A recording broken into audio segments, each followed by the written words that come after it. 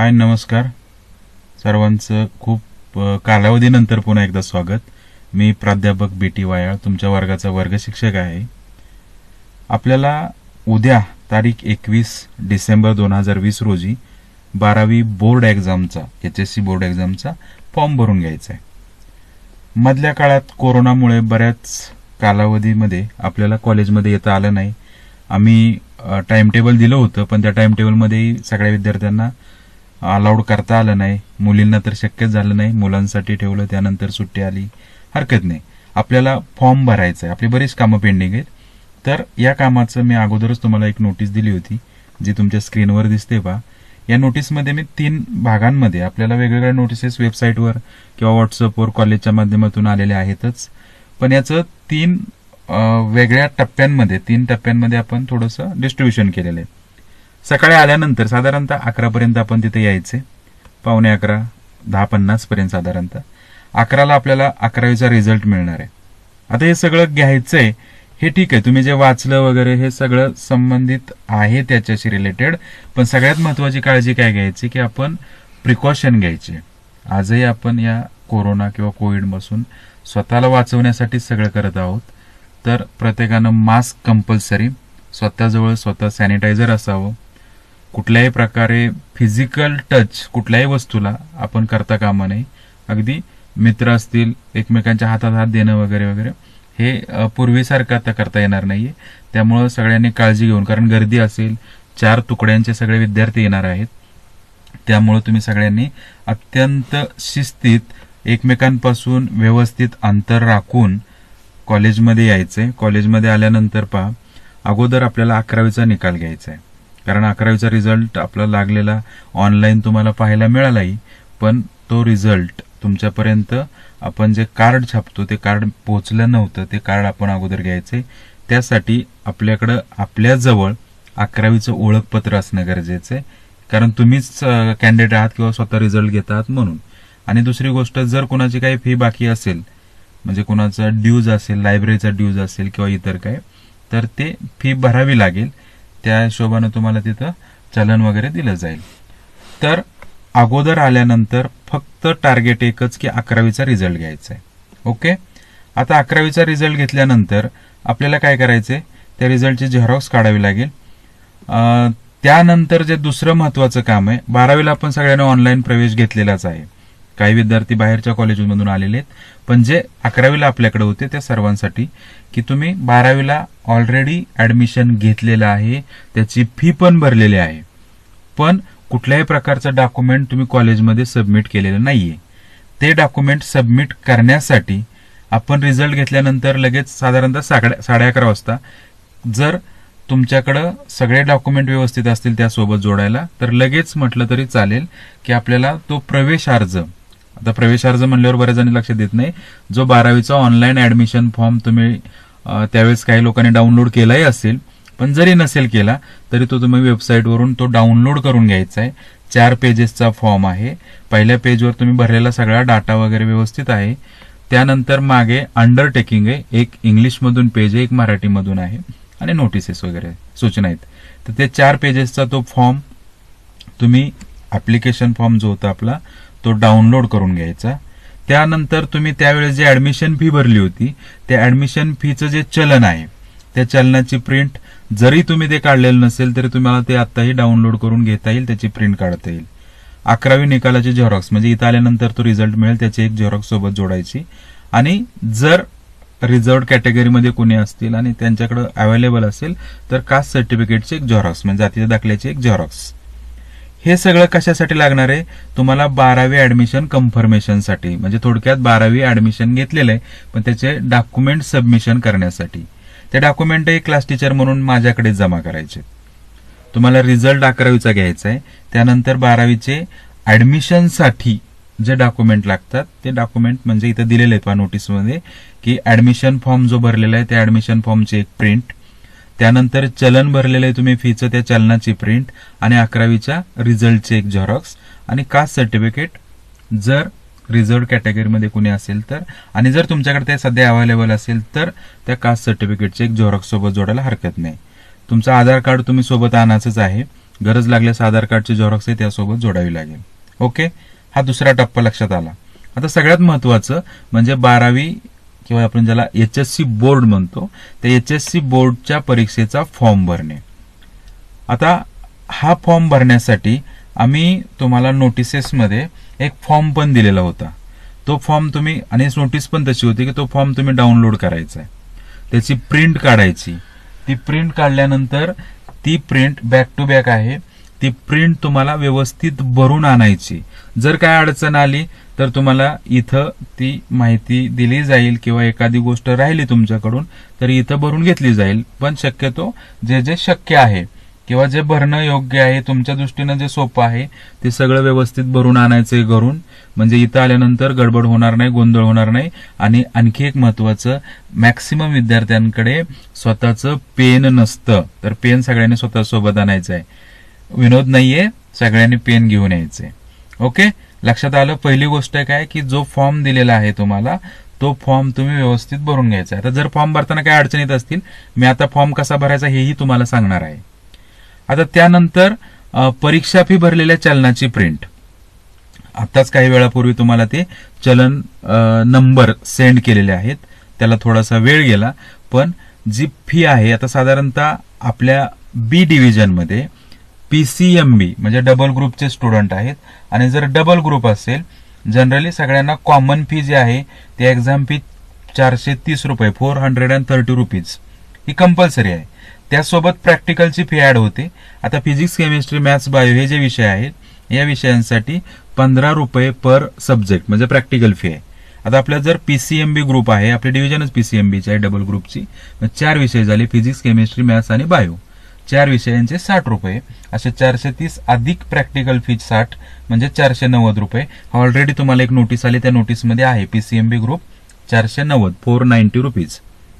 आता तुमच्या व्हॉट्सअप ग्रुपवर जे सेंड केलेलं आहे त्याच्यामध्ये 490 रुपयाचं प्रत्येकाचं चलन नंबर दिलेला आहे. तुम्ही काय करायचे, आपल्या वेबसाईटवर जायचे. आपली वेबसाईट सगळ्यांना माहिती आहे, www.tccollege.org.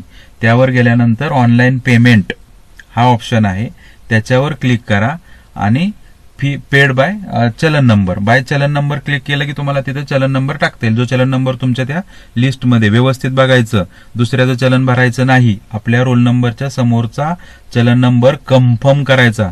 तुमचं रोल नंबर आणि नाव हे तिथं आहे नोटीसमध्ये, आणि त्याच्या पुढचा चलन नंबर, ते चलन नंबर व्यवस्थित टाकल्यानंतर तुम्हाला चलन जनरेट होईल. चलन जनरेट झाल्यानंतर पे करण्यापूर्वी एकदा कन्फर्म करा त्या चलनावरती तुमचं नाव, तुमचा रोल नंबर किंवा फी व्यवस्थित आहे का, आणि ते सगळं कन्फर्म झालं की ते पे करा. चलन भरल्यानंतर मग ते चलनाची एक डाउनलोड करा चलन, आणि त्याची एक प्रिंट काढून घेऊन या. एक तुमच्याकडे ठेवा आणि एक आम्हाला फॉर्म सोबत द्यायची. सगळ्यांना लक्षात आलं. दुसरी, सेकंड, थर्ड, 10चं म्हणजे 10वीचं जे रिझल्ट आहे गुणपत्रक, त्याचे एक झेरॉक्स कंपल्सरी घेऊन यायचे. 10वीच्या रिझल्टची झेरॉक्स. 11वी गुणपत्रक झेरॉक्स, जो 11वीचा रिझल्ट इथं 11 वाजता तुम्हाला मिळणार आहे. मिळाल्यानंतर आपण लगेच त्याची झेरॉक्स काढून घ्यायची आणि ती झेरॉक्स या फॉर्म सोबत जोडायची. त्यानंतर तुमच्या आधार कार्डची झेरॉक्स, आधार कार्ड सगळ्यांकडेच आहे, त्या आधार कार्डची एक झेरॉक्स ती सोबतच घरून घेऊन यायचे. 2 पासपोर्ट साईज फोटो, शक्यतो आणखी एखादा फॉर्म फोटो आणा. जोवर आपण 12वीचा फॉर्म भरणार आहोत त्याच्यासोबतही तुम्हाला एखादा फोटो लागेल आय कार्ड वगैरे काढण्यासाठी.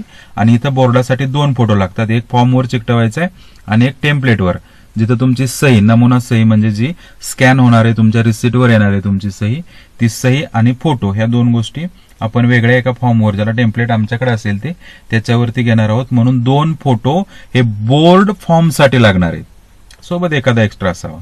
फी सवलत घेतलेल्या विद्यार्थ्यांनी स्कॉलरशिप भरल्याचा पुरावा, स्कॉलरशिप फॉर्म भरल्याचा पुरावा, म्हणजे स्कॉलरशिपचे जे फॉर्म आता ज्या विद्यार्थ्यांना कॅटेगरीमध्ये असतील त्यांना फी सवलत, म्हणजे 12वीला ऍडमिशन घेताना कॅटेगरीतून ऍडमिशन घेतलं तर एक 200-300 रुपये फी आपण कमी भरतो, म्हणजे फी सवलत घेतो, कारण आपल्याला स्कॉलरशिप मिळते. पण आपण स्कॉलरशिप मिळते म्हणजे त्याचा फॉर्म भरणं अनिवार्य आहे. तर तो फॉर्म जर भरलेला असेल तर त्याचा पुरावा घेऊन या. काही अडचण असेल तरी तिथं आल्यानंतर मग डिस्कस करा, किंवा काय अडचण आल्यास मेसेज करा, फोन करा. पण जर भरला असेल तर त्याचा प्रूफ फॉर्म भरल्याचा तोही सोबत असावा. आणि सगळ्यात महत्वाचं म्हणजे बोर्ड परीक्षा फॉर्म भरण्यासाठी विद्यार्थ्यांनी स्वतः हजर राहणं गरजेचे, कारण स्कॅनिंगसाठी तुमची स्वतःची सही लागते. तुम्ही स्वतः तिथं असणं गरजेचं आहे. मग तुमची सही पाहिजे म्हणून विद्यार्थी स्वतः असला पाहिजे. सूचना एकंदरीत सगळ्यांच्या लक्षात आल्या असतील. आता थोडंसं 12वीचा जो बोर्ड फॉर्म आहे त्या बोर्ड फॉर्मकडे वळूयात. म्हणजे फॉर्म कसा भरायचा हे थोडक्यात सांगतो मी. ओके, आता हा बघा तुमचा बोर्डाचा फॉर्म जो आहे तो आपण एक एक करत करत पुढे जाऊयात. एक मी नमुना फॉर्म भरलेला फक्त तुमच्या समोर ठेवतोय. आपल्याला जो फॉर्म दिलेला आहे त्याची तुम्ही प्रिंट काढली असेल, त्या फॉर्ममध्ये तुमचा इंडेक्स नंबर म्हणजे आपल्या कॉलेजचा जो इंडेक्स नंबर आहे तो 11020001 ऑलरेडी लिहिलेला आहे पहा तिथे. त्यानंतर यू डायस नंबर आपल्या कॉलेजचा 27250211 हा यू डायस नंबर आहे, तोही तिथं लिहिलेला आहे.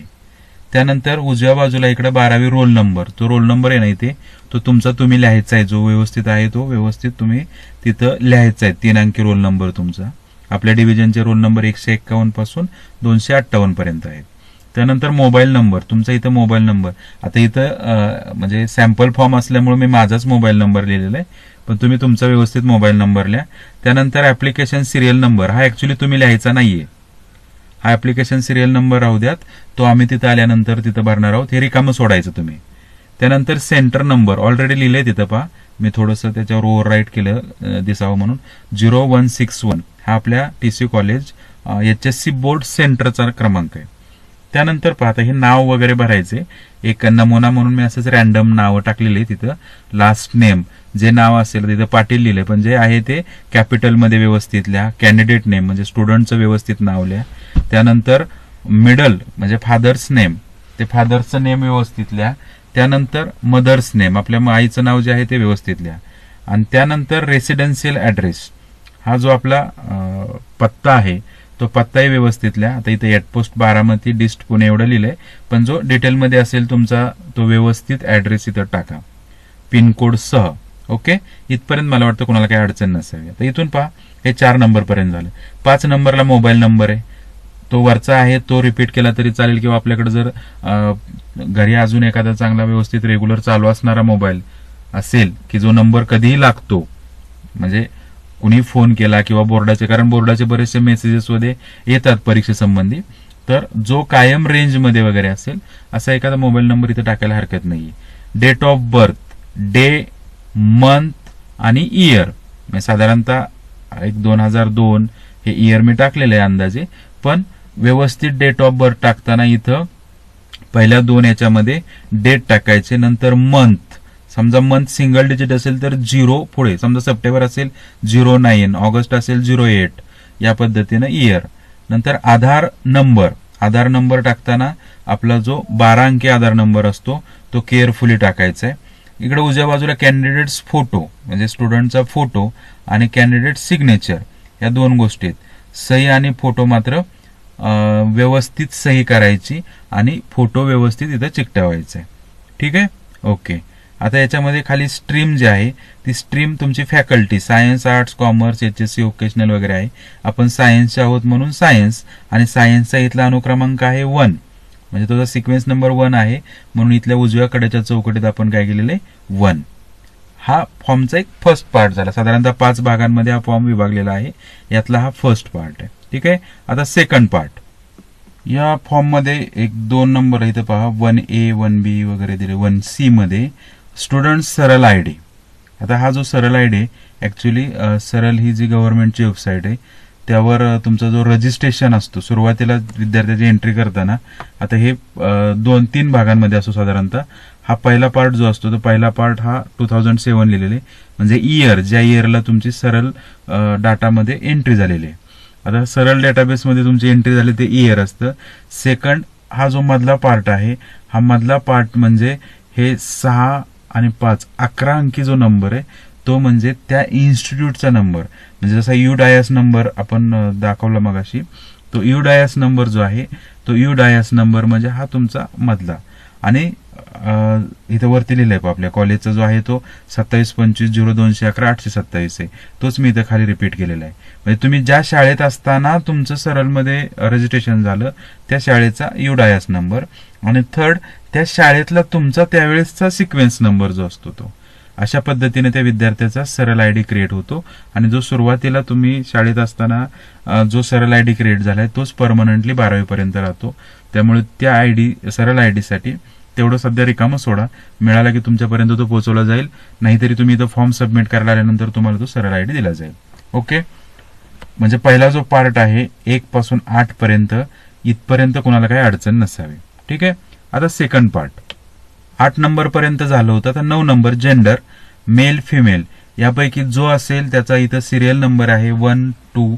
आता मी वरती मुलाचं नाव सॅम्पल म्हणून टाकले म्हणून इथं 1 नंबर लिहिलेला आहे, चौकटीत लिहायचं, उजव्या बाजूला चौकटीत. सेकंड मायनॉरिटी आहे 10th नंबर, 0 म्हणजे जो नंबर आहे 0 नॉन मायनॉरिटी.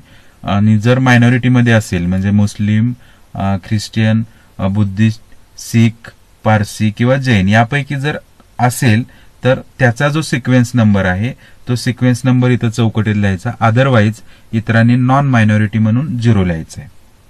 मात्र यापैकी जे असतील त्यांनी त्याचा व्यवस्थित सिरियल नंबर इथे लिहायचा आहे. त्यानंतर कॅटेगरी 11th नंबरला, कॅटेगरीमध्ये पहा SC, ST, VJ A म्हणजे VJ NT मध्ये ते A, NTB, NTC, NTD, OBC, SBC, open, SCBC आणि EWS. यापैकी या 11 पैकी जी तुमची कॅटेगरी असेल, आता मी इथे एक फॉर एक्झाम्पल ओपन म्हणून 9 नंबर लिहिलेले आहे, कुठलीही असेल ती कॅटेगरी ज्या सिरियल नंबरला आहे त्याचा जो सिक्वेन्स नंबर आहे तो या चौकटीत लिहायचा आहे. त्यानंतर 12th दिव्यांग म्हणजे काही अपंगत्व असेल तर त्याला 2 ऑप्शन आहे. एक पहिला म्हणजे नो हँडिकॅप, जर हँडिकॅप नसेल तर 00 इकडे उजव्या बाजूच्या चौकटीत लिहायचं आहे, आणि जर असेल तर मग काही इन्स्ट्रक्शन दिलेत त्यांनी खाली, त्या इन्स्ट्रक्शन आपल्याला फॉलो करायचे. ठीक आहे. फक्त नसेल तर 00 लिहा, असेल तर मात्र खाली इन्स्ट्रक्शन दिले त्यानुसार आपल्याला फिलअप करायचे. 13 नंबर मीडियम ऑफ इन्स्ट्रक्शन, तुम्हाला ज्या सूचना हव्या आहेत त्या सूचना कोणत्या भाषेत पाहिजेत, तर साधारणतः इंग्लिश किंवा मराठी या 2 भाषांमध्येच आपल्याला सूचना समजतात. इतर भाषांमध्ये जरी आपल्याला लक्षात येत असतील तर कुठलीही इतर भाषा, गुजराती, कन्नड आहे, उर्दू आहे, सिंधी अरेबिक आहे, सिंधी देवनागरी, हिंदी आहे, यापैकी कुठली लँग्वेज तुम्हाला हवी असेल ती लँग्वेज जरी तुम्ही इथे लिहिली तरी हरकत नाही. पण जनरली इंग्लिश किंवा मराठीपैकी जी तुम्हाला योग्य वाटेल, आता मी इथे इंग्लिश लिहिले, मराठी ज्यांना सूचना हव्या असतील त्या मराठीतही लिहिल्या तरी चालतात. 14 नंबरचं टाईप ऑफ कॅन्डिडेट, हे थोडंसं महत्वाचं आहे. पहा, या टाईप ऑफ कॅन्डिडेटमध्ये साधारणतः 5 पर्याय आहेत. त्या 5 मधला पहिला आहे की कॅन्डिडेट फ्रेश आहे की रिपीटर आहे. आता आपण फ्रेश आहोत, पहिल्यांदाच 12वी बोर्ड एक्झाम फेस करतोय म्हणून आपण फ्रेश, आणि फ्रेशचा सिक्वेन्स नंबर 1 आहे म्हणून उजव्या बाजूच्या चौकटीत 1 लिहायचा. त्यानंतर सेकंड जो आहे त्यात 4 ऑप्शन आहेत, regular, private, isolated, class improvement. आता आपण क्लास इम्प्रुव्हमेंटसाठी पण नाही आहोत, आयसोलेटेड म्हणजे स्वतंत्र विद्यार्थी म्हणून पण नाही आहोत, आपण कॉलेज थ्रू जात आहोत, प्रायव्हेट नाही आहोत, तर रेग्युलर म्हणून पहिला ऑप्शन जो आहे तो रेग्युलर. ए मध्ये फ्रेश, बी मध्ये रेग्युलर, म्हणजे दोघाचाही 1-1 नंबर आहे तर 1-1 लिहायचं. आता तिसरा जो आहे एक्झेम्प्टेड और नॉन एक्झेम्प्टेड, आपण नॉन एक्झेम्प्टेड कॅटेगरीमध्ये येतो म्हणून आपण सेकंड नॉन एक्झेम्प्टेड कॅटेगरी, त्याचा नंबर आहे 2 म्हणून तो 2 लिहायचा इथं. डी ऍग्रिकल्चरल, त्यातले ऑप्शन आहेत बायफोकल, IT, जनरल. आता आपलं बी डिव्हिजन आहे, आता ऍग्रिकल्चरल आपल्या कॉलेजला नाहीच आहे, पण बी डिव्हिजन मध्ये बायफोकल किंवा IT नाहीये, आपण जनरल मध्ये येतो म्हणून 4 नंबर लिहायचा चौकटी जनरलचा. आणि शेवटचं आहे वेदर फॉरेनर, असेल कुणी फॉरेनर तर एस म्हणून 1 लिहा, आणि जर आपल्यापैकी कुणी फॉरेनर नसेल तर सेकंड जो आहे नो, त्या नोचा सिरियल नंबर सेकंड म्हणून 2 लिहा. ठीक आहे. हा सेकंड पार्ट संपला. आता थर्ड पार्ट वर 14 पर्यंत झालं होतं. आता हे 15 नंबर जो आहे तो सब्जेक्ट डिटेल्स, हे थोडंसं महत्वाचं आहे आणि फॉर्म भरताना सगळ्यात महत्वाचा हाच पार्ट आहे. याच्यामध्ये पहा ऑलरेडी इंग्लिश प्रिंटेड आहे, जे कॉमन सब्जेक्ट म्हणून इथं आहेत, जे कंपल्सरी आपण घेतो त्यामध्ये इंग्लिश जो आहे त्या कॉमन सब्जेक्टमध्ये किंवा कंपल्सरी सब्जेक्टमध्ये इंग्लिश ऑलरेडी प्रिंटेड आहे. त्यानंतर आपले विषय जे आहेत, आता इथे मी मराठी लिहिलेलं आहे पण सेकंड लँग्वेज जे आहे मराठी किंवा हिंदी, आपल्यापैकी काही लोकांचा हिंदी आहे, काही लोकांचा मराठी आहे, म्हणून मराठी किंवा हिंदी दोन्हीपैकी जो असेल तो लिहायचा आहे. त्यानंतर मॅथमॅटिक्स, फिजिक्स, केमिस्ट्री आणि बायोलॉजी हे कंपल्सरीच आहेत आपल्या बी डिव्हिजनसाठी. बी डिव्हिजन PCMB डबल ग्रुपचे आहे, म्हणून मॅथ्स, फिजिक्स, केमिस्ट्री आणि बायोलॉजी याच सिक्वेन्सने साधारणतः सब्जेक्ट टाकायचे, कारण त्याचा कोड सिक्वेन्स जो आहे तो असा आहे. आता इथं पहा विषय जे आहेत तर इंग्लिश, मराठी, जर कोणाचा हिंदी असेल तर हिंदी बरं का, मॅथमॅटिक्स, फिजिक्स, केमिस्ट्री आणि बायोलॉजी हे 6 विषय झाले. आणि खाली फिजिकल एज्युकेशन म्हणजे पीटीचा आणि EVS म्हणजे एन्व्हायरमेंटल एज्युकेशन हे दोन्ही ऑलरेडी प्रिंटेड आहेत. असे 8 विषय आपले होतात. यामध्ये कोड पण दिलेले आहेत पहा लगेच समोर. तर इंग्लिशचा जो कोड आहे सब्जेक्ट कोड तो 1 आहे, म्हणून 01 लिहिले. मराठीचा सब्जेक्ट कोड, आता आपल्याला एक नोटीस आली होती, त्या नोटीसमध्ये तुम्हाला सब्जेक्ट कोड दिले होते पहा. तर मराठी, इंग्लिश, हिंदी यामध्ये इंग्लिशचा सब्जेक्ट कोड 1 जो इथं ऑलरेडी प्रिंटेड आहे, मराठीचा सब्जेक्ट कोड 2 आहे आणि हिंदी विषयाचा सब्जेक्ट कोड जो आहे तो, जर कोणाचा हिंदी असेल तर ह्या मराठीऐवजी हिंदी लिहा आणि सब्जेक्ट कोड त्याचा 4 आहे. तुम्हाला एक नोटीस आली होती, त्या नोटीसमध्ये हिंदीचा सब्जेक्ट कोड 4 आहे. आणि त्यानंतर मग मॅथमॅटिक्सचा जो आहे तो 40, फिजिक्सचा 54, केमिस्ट्रीचा 55 आणि बायोलॉजीचा 56. हे व्यवस्थित सब्जेक्ट कोड नंबर या 2 कॉलममध्ये कोड नंबर व्यवस्थित लिहायचे. आणि खाली फिजिकल एज्युकेशन त्या पीटीचा 30 लिहिलेला आहे आणि EVSचा 31 आहे. पुढचा जो एक कॉलम आहे छोटा पहा, लँग्वेज ऑफ अँसर कोड म्हणजे लँग्वेज ऑफ अँसर जे आहे त्याचा कोड नंबर. आणि तो जो कोड नंबर आहे तो इंग्लिश, आता इंग्लिशचा पेपर आपण इंग्लिश मधून देणार आणि इंग्लिशचा सब्जेक्ट लँग्वेजचा कोड आहे 1. त्यानंतर मराठीचा लँग्वेज कोड 2 आहे. तर सब्जेक्ट कोड 2 आहे आणि लँग्वेज कोड पण 2 आहे. पण जर कुणाचा हिंदी असेल, पहा केअरफुली, आपल्याला नोटीस आहेच आहे पण तरी सांगतो, जर हिंदी असेल तर हिंदीचा सब्जेक्ट कोड 4 आहे, मी आता सांगितलं, पण त्याचा लँग्वेज कोड जो आहे तो 8 आहे. म्हणजे इथं 2 ऐवजी काय असेल, 8 असेल. आणि बाकीचे जे विषय तुमचे मॅथ्स, फिजिक्स, केमिस्ट्री आणि बायोलॉजी या सगळ्या विषयांचे पेपर आपण इंग्लिश मधून देणार आहोत. त्यामुळे त्या सगळ्या विषयांचा जो कोड आहे सब्जेक्ट लँग्वेज कोड, तो लँग्वेज कोड काय राहील, 111 राहील. आता खाली इथं मी मुद्दाम ब्लँक सोडलेला आहे, म्हणजे पीटी आणि EVS याच्यामध्ये लिहिलेलं नाही पहा कोड नंबर. पण हे कोड नंबर कसे तर तुमच्यावर अवलंबून आहेत. काही विद्यार्थ्यांचा मराठीतून पीटी आणि EVS पेपर देतात, काही जण इंग्लिश मधून देतात. जर तुम्ही मराठीतून देणार असाल तर इथं मराठीचा लँग्वेज कोड जो आहे तो 2 लिहायचा आहे, जो मराठीसाठी आहे. आणि जर इंग्लिश मधून देणार असाल तर 1. हे मात्र केअरफुली तुमचा क्वेश्चन पेपर या कोड लँग्वेज कोड आहे या लँग्वेज कोडवरतीच डिपेंड असतो. म्हणजे तुमचा पीटीचा आणि EVSचा पेपर जर तुम्ही 1 लिहिलं तर तुमच्यासाठी ते क्वेश्चन पेपर किंवा ते 2 सब्जेक्ट इंग्लिश मधून राहतील. जर 2 केला तर मराठीमधून. ते तुम्ही व्यवस्थित फिलअप करायचे. त्याच्या पुढचे जे भाग आहे हा एक्झेम्प्टेड सब्जेक्ट इन्फॉर्मेशन म्हणजे काय आहे ते पहा. एक्झेम्प्टेडचा अर्थ पण कंसात लिहिला आहे, previously passed subjects in which candidate wish to claim exemption. Already तुम्ही विषय पास झालेला आहात आणि पुन्हा तुम्हाला ते विषय द्यायचे आहेत, पण हा आपल्यासाठीचा पार्ट नाही. आपण रेग्युलर आणि फ्रेश कॅन्डिडेट आहोत, म्हणून हा उजवीकडचा पार्ट वगळायचा आहे. ठीक आहे, हा थर्ड पार्ट संपला. 15 जे टायटल नंबर 15 पर्यंत आपण कंप्लीट केलं. ओके, नेक्स्ट पार्ट हे 16 नंबर पहा. आता 16 नंबर काय, total number of exemption claimed. Actually ते इथं चुकून 0 झालेले, पण त्याकडे आपण पूर्णपणे दुर्लक्ष करायचंय. मी त्याला मुद्दाम सर्कल केले की जो आपल्याला अटेम्प्ट करायचाच नाहीये तो ऑप्शन तो सोडून द्यायचा. त्यानंतर 17 नंबर काय, एनरोलमेंट सर्टिफिकेट नंबर म्हणजे जे प्रायव्हेट कॅन्डिडेट असतील, जे प्रायव्हेट स्टुडंट असतील त्यांच्यासाठी हा 17 नंबर आहे. त्याही आपण सोडून द्या, फॉरगेट करायचे, कारण आपण रेग्युलर स्टुडंट आहोत. आपण डायरेक्ट 18 नंबरवरती यायचे. आता 18 नंबरला काय, प्रिव्हियस एक्झामिनेशन पासिंग डिटेल्स म्हणजे अगोदरच्या 2 एक्झाम कुठल्या, 10वी आणि 11वी. 10th म्हणजे SSC आणि 11th या 2. आता SSC म्हणजे 10वीचा पुढे सीट नंबर लिहायचा आहे. या आता हे मी एक रॅन्डमली लिहिलेला आहे, जो तुमचा असेल तो व्यवस्थित लिहा. सी आता मी लिहिलाय तो सी न सुरुवात होतो 00, 11, 22 वगैरे, पण तुमचा व्यवस्थित परफेक्ट लिहा. त्याच्या समोर इथं मार्च आणि जुलै 2 ऑप्शन आहेत. आपण रेग्युलरली मार्चला पास आउट असाल तर मार्चच्या पुढचं सर्कल आहे ते डार्क करा, आणि जर जुलै अटेम्प्ट केलेलं असेल तर जुलैच्या पुढचं सर्कल डार्क करा. पण माझ्या माहितीप्रमाणे शक्यतो सगळेजण मार्चला म्हणजे फर्स्ट अटेम्प्ट मध्येच पास आहेत 10वी, तर मार्चच्या पुढचं सर्कल डार्क करा. त्यापुढे इयर, आता हे जे इयर आहे तुम्ही 2019ला म्हणजे मॅक्सिमम स्टुडंट तरी 2019ला 10वी पास झालात, म्हणून 2019 इयर आणि name of the board Maharashtra board असं लिहायचंय पुढे. ओके, हे 10वी साठीची लाईन कम्प्लीट. नंबर, मार्चच्या पुढचं सर्कल डार्क करायचं, इयर 2019 आणि महाराष्ट्र स्टेट बोर्ड. तर जर कोणी 2018चा पासआउट असेल तर केअरफुली 18 टाका. त्यानंतर 11th साठी इथं पुढे रोल नंबर आहे. तुम्हाला गेल्या वर्षी जो रोल नंबर दिलेला होता 4 अंकी रोल नंबर, तो रोल नंबर लिहा इथे.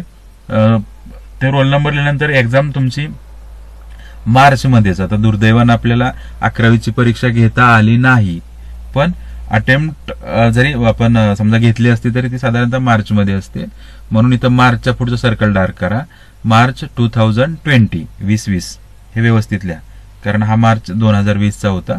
आणि पुढे ज्युनियर कॉलेजचं नाव TC कॉलेज बारामती हे इथं व्यवस्थित लिहा. ओके, इथपर्यंत काही अडचण नसावी. 19 number last exam seat number हे रिपीटरसाठी आहे, म्हणजे पुन्हा एकदा आपण 19 नंबर फॉरगेट करायचे. या 19 नंबरकडे लक्ष द्यायचं नाही, हे रिपीटर विद्यार्थ्यांसाठी. त्यानंतर 20 नंबर पहा, whether SSC examination passed from Maharashtra state board of secondary and higher secondary education Pune. म्हणजे आपण महाराष्ट्र स्टेट बोर्डातून पास झालेला आहात का? असाल तर एसच्या पुढचं सर्कल डार्क करा, आणि नसाल म्हणजे अदर बोर्ड असेल, CBSE असेल, ICSE बोर्ड असेल तर मात्र इथं नोच्या समोरचं सर्कल म्हणजे नो खाली सर्कल जे आहे ते डार्क करा. मॅक्सिमम विद्यार्थी महाराष्ट्र बोर्डाचे आहेत, त्याने एसच्या पुढचं सर्कल डार्क करा. पण इतर राज्यातून कोणी आले असेल किंवा सेंट्रल बोर्डाचा कोणी विद्यार्थी असेल तर मात्र नो लिहा. आणि जर सेंट्रल बोर्डाचा कोणी असेल तर त्याच्यासाठी 21 नंबर आहे, whether eligibility certificate issued by division board. म्हणजे तो जो डिव्हिजनल त्या बोर्डाचं सर्टिफिकेट आहे का, ते पात्रता फॉर्म म्हणतो आपण त्याला, पण तो आहे का त्याच्याकडे, असेल तर मग डाटा भरायचा आहे पुढचा, त्या सर्टिफिकेटचा नंबर वगैरे. पण जे SSC बोर्डाला होते त्यानं हे बाकीचं 21 नंबरकडे पूर्णपणे दुर्लक्ष करायचे. फक्त आदर बोर्डचे जे स्टुडंट आहेत त्यांनीच 21 नंबर अटेम्प्ट करायचे.